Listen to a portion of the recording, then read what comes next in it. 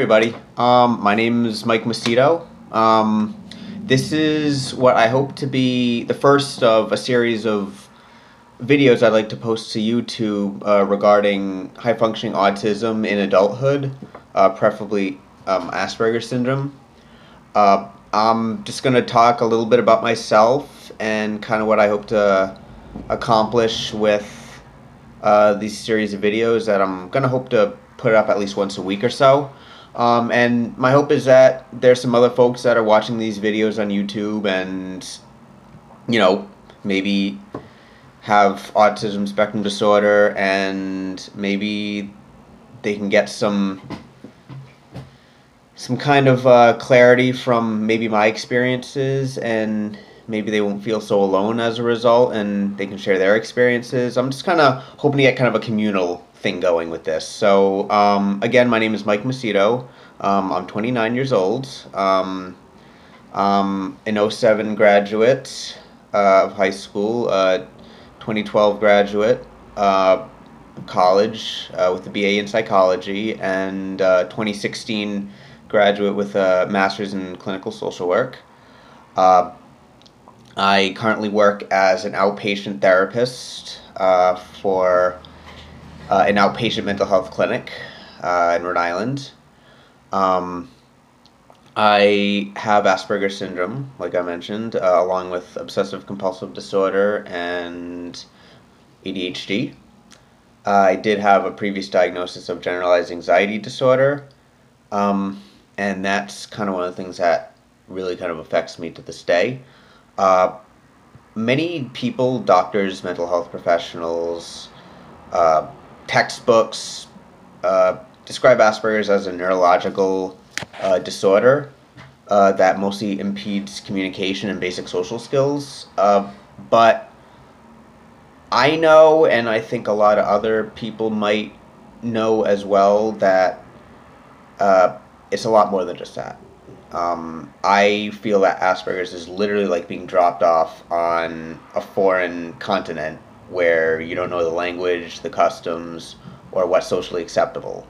But the longer you stay in this continent, the more you learn, and the more you're able to communicate with people and kind of decipher their reality from your own reality, which, I think we all know can seem like two totally different things. So I'm just going to talk briefly about my story and the things I've learned kind of navigating my way through life. I'm going to focus mainly on school right now, but my story is interesting. It's definitely not unique. I only hope that my experiences can relate to other people's experiences, and they don't feel so alone as a result. So when I was a toddler, I didn't make eye contact with anyone. And my parents found it odd, but they didn't really think much of it because there really wasn't a reason to. As I got older, I displayed poor hand-eye coordination, and it took me a while to walk, learn how to ride a bike, and hold things straight. I was far behind a lot of other students. Instead of pretending to drive my Hot Wheel cars like most kids would do, I would line them up in rows based on the model they were and the year I perceived them to be. Around age 5, I started exhibiting really defiant and rigid behavior. I didn't want to do anything that was outside of my routine schedule, both at home and at school. If I did, I would throw tantrums out of panic. My parents were really at their wits' end. Around this time, I made a really huge move from the Midwest to New England, Rhode Island, where I currently live. And that really set my OCD into overdrive. My parents took me to Bradley Hospital, where I was diagnosed with Asperger's in 1998. At that time, I was about 9 years old. Asperger's was only included in the DSM-4 TR 4 years before I was diagnosed, so no one, not my parents, my pediatrician, or my teachers really knew what it was. One of my memories of 3rd grade was seeing men in suits looking at me when I was sitting in my desk and seeing them write things down. Throughout the years, I really struggled to fit in. I would often say outlandish things and cause the scene to get attention. I had a Fortunately, I was able to have a lot of supports, in elementary school, despite there being a lack of knowledge of Asperger's. I had one-on-one supports. I had speech therapy. I had separate math classes and time to go for walks if I felt too overwhelmed or energized. When I was 11, I was blindsided by a life-threatening condition that would change my life forever. It started when I began having really bad headaches, lower back pain, and double vision. My parents took me to see several practitioners before having me see my neurologist, who instructed us all to go to the hospital. There, I was diagnosed with a benign brain tumor. In the course of a 2-week stay in the hospital, I had 3 surgeries, including a biopsy. When I returned to school, I was given adoration, which I had never experienced before, but I later took on a new label. Instead of the crazy disruptive kid, I was the sick kid. In middle school, I endured a year and a half of chemotherapy, weekly rounds, followed by a corrective eye surgery and an additional corrective surgery. In short, my first 2 years of middle school were all about surviving weekly chemo rounds. My last 2 years of middle school were all about picking up where I last left off in the 5th grade. I had an IEP, and it followed me to middle school, where it was modified to include extra time on tests and one-on-one support. Despite this, I still struggled.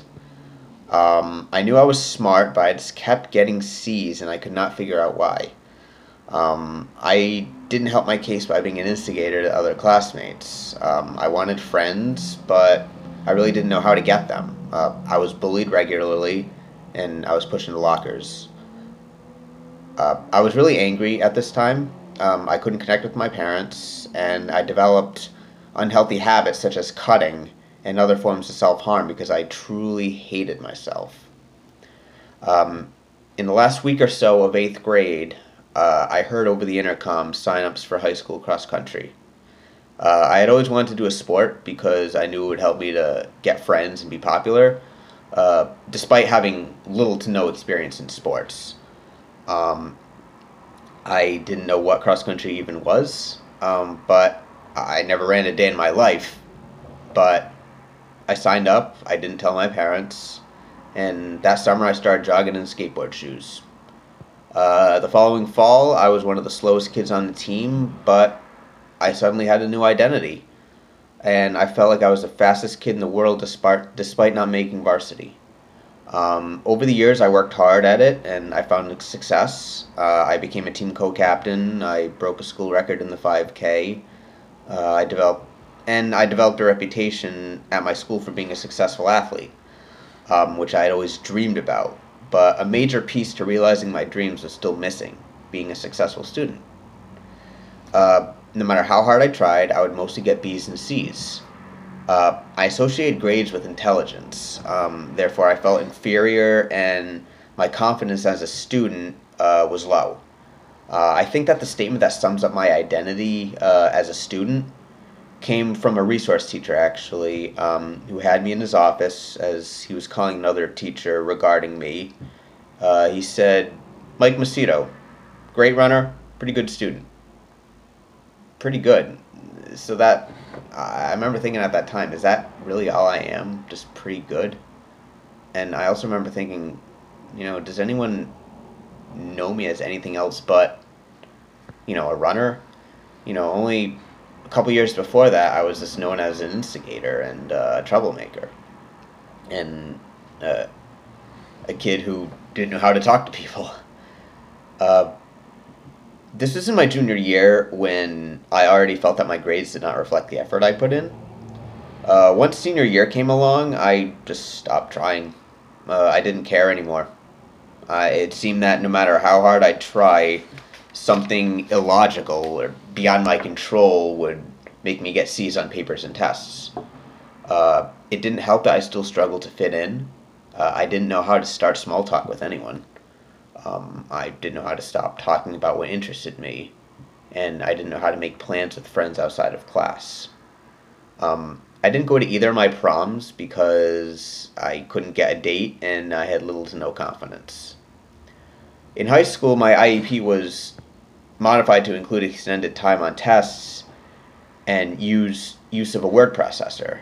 Overall, I was well accommodated in middle school and high school, but I realize now that the interdisciplinary effort that existed in my elementary school, that eclectic process of learning from the student, was missing. This was the mid 2000s. Asperger's was well established in the DSM-4 at the time. It just wasn't as mainstream as it is today. Therefore, I think that there was a sense of complacency among educators. They knew about Asperger's. They read about it in books. The facts were there. My accommodations were honored. All was good. But a major piece of Asperger's was never fully uncovered until I had to fight for it to be once I got into college. In college, my accommodations were similar to mine in high school. But I realized just how much being a high-functioning member of the spectrum could put me at risk of falling through the cracks. I've mostly had few issues getting accommodations in college. However, I have been told by a professor that I was not disabled, I didn't need accommodations. I've also had to take a 0 on an exam for having a phone in sight when I took an exam in a separate location, even though I didn't use the phone. In graduate school, I had even less of a support system. I was in a very competitive graduate program, less than 80 students, many of whom had years of experience treating people with Asperger's, with my diagnosis, reading about people like me in textbooks, and seeing inaccurate portrayals of people like me on TV. You know, we're either living in our parents' basement playing video games or we're working with computers. So the vibe was just different. When I would disclose having Asperger's to professors and teachers in high school and college, there was a general sense of respect. You know, I was seen as high-functioning and capable. Once I got in graduate school, however, there was a general concern from everyone but myself over whether or not I would be able to handle the professional expectations of the field. I barely secured my first field placement because my interviewer, who would be my supervisor, thought that my request for reasonable accommodations was unrealistic. Instead of taking this as a sign of things to come, I didn't listen. I ended up struggling through this internship until I was let go after 2.5 months. I had to be kicked out of my master's program and appealed to the board of directors to be reinstated. Fortunately, with the help of my professors, I spoke with the disability services on my college campus to modify my accommodations to assist me in the field, since my master's program didn't take exams and I didn't need exam accommodations. Therefore, my second crack at grad school was much more successful. But still, aside from a handful of professors, the general feeling was that I was in an institution that was forced to accommodate me, but not learn from me. And that piece is imperative for educators of all levels to embrace, and quite frankly, I think it's missing in a lot of ways. There's more of us. In the years to come, educators can expect to have more and more students on the spectrum. And it's important to understand the nuances of high-functioning autism. It's not simply a pervasive developmental disorder that impacts communication. It impacts executive functioning, processing verbal instructions, and focusing in a social system that is very much gray and not black and white. I feel that the only way society will understand this concept better is if high-functioning folks on the spectrum, such as myself, share what life in academia and the working world is like for us. The social piece is there. It's important, but not paramount. We understand most of it. It's the knowing part of it that can create barriers. As I got older, I realized that the institutionalized academic conduits that high schoolers and colleges have traditionally always followed were not originally designed to accommodate learners, such as myself. It doesn't mean that I'm a slow learner. It just means that I don't operate under the same paradigm as the average student, and neither do a lot of people, for that matter. It's vital that educators understand that the playing field isn't level. People have different styles of learning. And in an age where standardized tests can dictate a student's fate post-high school, many people might fall through the cracks. If I were a high school student today, I honestly might be in trouble. For educators, I think it's just really important to empathize with students on the spectrum who may be discouraged because the hard work they put in might not reflect the grades they get. And it's important too to understand that these are strange times for education. Right now, a billionaire socialite without viable experience is in charge of the Department of Education, and potentially impacting policy for years to come. Common Core requirements can be hard for a lot of students and teachers. And teachers are having to tailor their lesson plans to prepare students for these insane tests. But understand too that classroom accommodations need to change over time. And accommodating students with high-functioning autism and Asperger's shouldn't have to be a cause for added stress. Lastly, for teachers, learn to view this as a chance to expand your professional skills and allow your students the opportunity to teach you in order for you to better teach them. Thank you, guys. Like I said, hopefully there'll be more videos to come. Thank you.